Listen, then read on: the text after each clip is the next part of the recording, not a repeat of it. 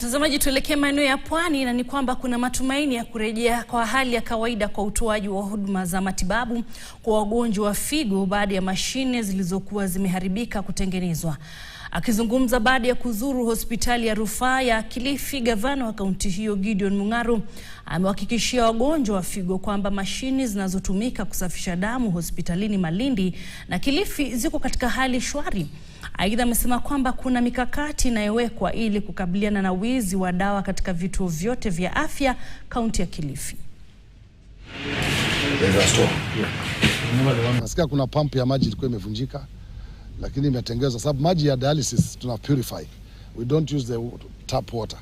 So hiyo pump ilikuwa imevunjika, ndio kwa na hiyo crisis, lakini zote Malindi na hapa zinafanya.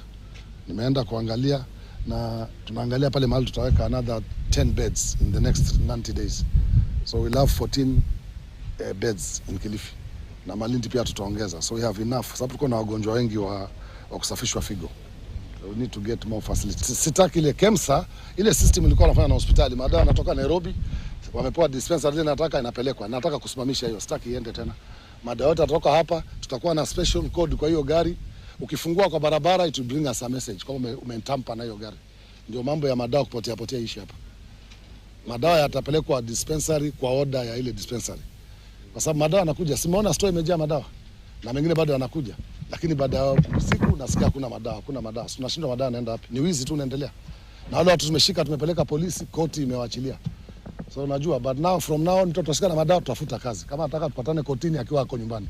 Sio kama anafanya kazi hapa.